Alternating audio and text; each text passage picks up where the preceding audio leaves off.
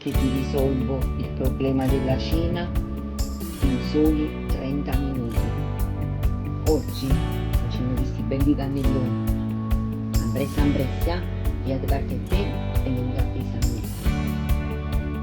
Facendo la besciamella, 100 g di burro e lo fate sciogliere. Il burro se è quasi sciolto, unite 100 g di farina e formate una bella cremina. La cremina è bella densa e senza grumi, aggiungete un litro di latte.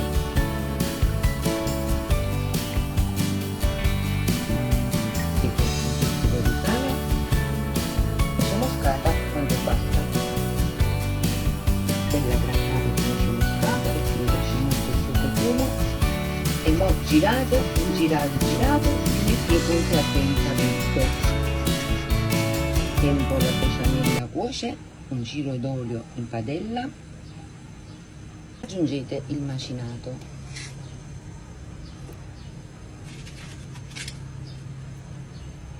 Aggiungete un pizzico di sale, un po' di pepe se vi piace, e fate sfumare un po' di vino bianco. È pronta, e anche la besciamella, ma mi piace una besciamella al parmigiano, così aggiungo un po' di parmigiano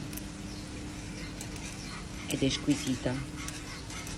Qua è tutto pronto, adesso faccio raffreddare e siamo pronti per fare i nostri cannelloni. Ecco qua ragazze, è tutto pronto per fare i cannelloni.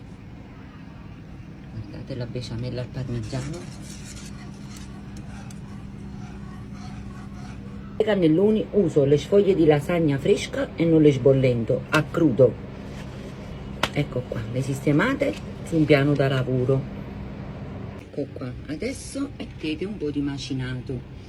Io ho aggiunto anche un po' di basilico. Ecco qua, ho sistemato tutto il macinato sulle sfoglie.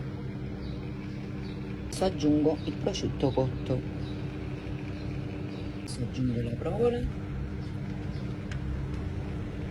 Prendete una placca, un bel mestolo pieno di besciamella e lo sciorignate così, lo fate girare tutto intorno alla placca.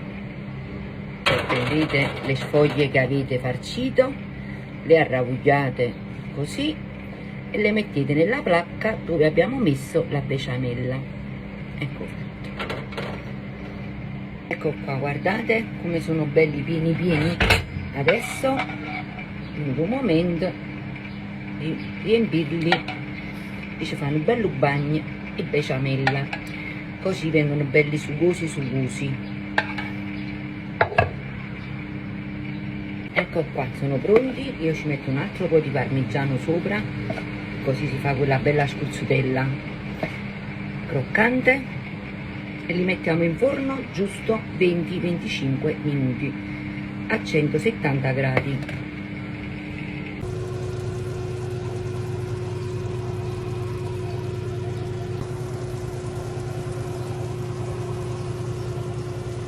Qua ragazzi, siamo pronti, assaggiamo.